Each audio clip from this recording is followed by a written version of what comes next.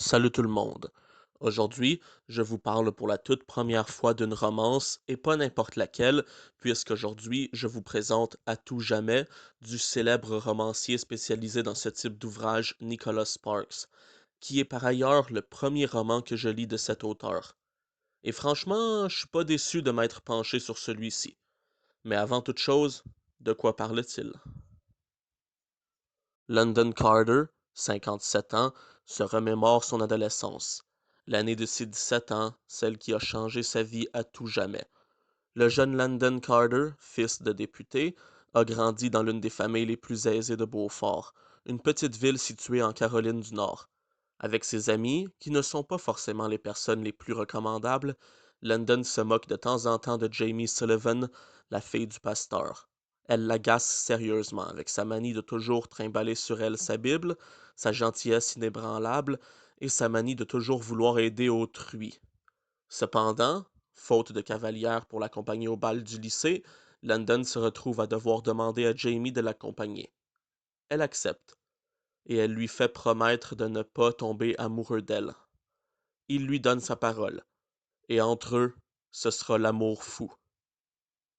Qu'ai-je pensé de ce roman? Honnêtement, je l'ai beaucoup aimé. C'est un très beau roman. À tout jamais, c'est une romance touchante, belle à suivre et franchement magnifique. La relation entre Landon et Jamie est passionnante à suivre. Leur relation évolue tranquillement, mais elle évolue de manière cohérente. Et elle est superbe à suivre. L'écriture n'est pas extraordinaire, l'auteur ne se laisse pas spécialement aller dans de grandes envolées lyriques, mais elle n'en demeure pas moins superbe de par les mots employés, qui retranscrivent avec justesse les événements de ce récit touchant et poignant. Les personnages, quant à eux, sont vraiment bien écrits. On en apprend beaucoup sur Landon, sur sa vie, sur son quotidien, notamment quant à son père qui lui met beaucoup la pression pour l'orienter dans une voie qu'il a choisie, au détriment de ce que veut son fils.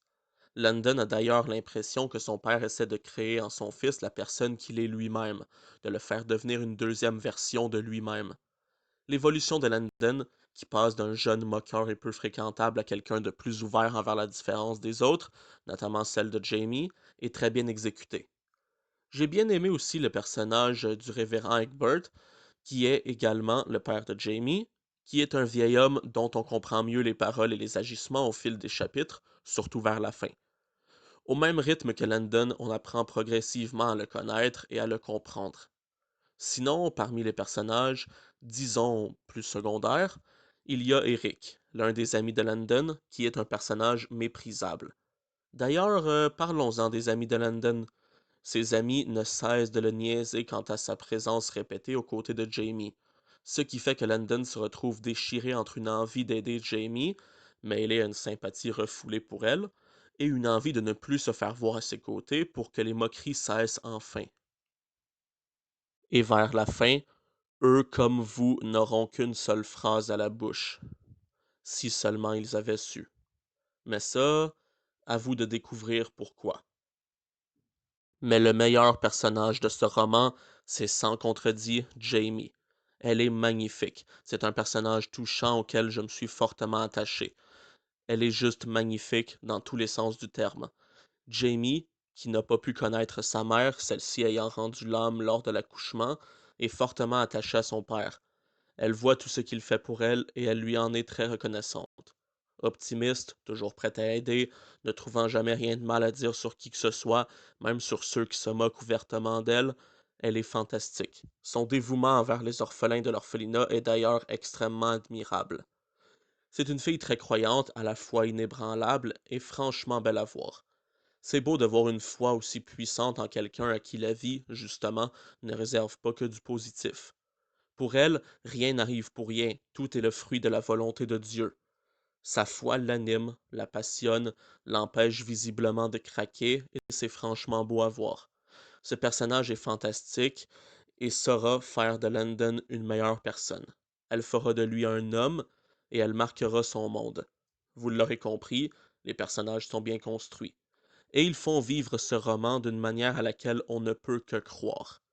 En somme, à tout jamais, c'est un excellent roman, très beau, avec des personnages attachants et dont la fin ne vous laissera pas indifférent, ne vous laissera pas sans une petite boule au fond de la gorge. Je vous le recommande chaudement. Avant de conclure cette vidéo, j'aimerais juste revenir sur quelque chose qu'un critique avait dit à propos du roman dans sa critique sur le film tiré du livre. Film que je n'ai pas vu, en passant. Cette personne disait que la dernière partie du roman était déprimante. Là-dessus, je suis pas d'accord. La dernière partie, le chapitre 12, du roman n'est pas déprimante, elle est juste longue. Mais pas longue dans le sens qu'il y a des longueurs et que c'est ennuyant. Non, longue dans le sens que factuellement, ce chapitre 12 est plus long que les autres, et il parle essentiellement de Landon qui s'occupe de Jamie. Et son cœur lui dit qu'il y a quelque chose de bien mieux qu'il peut faire pour elle, mais Landon ne trouve pas ce que c'est. C'est de ça que traite ce chapitre. J'ai pas trouvé ça particulièrement déprimant, c'est juste triste.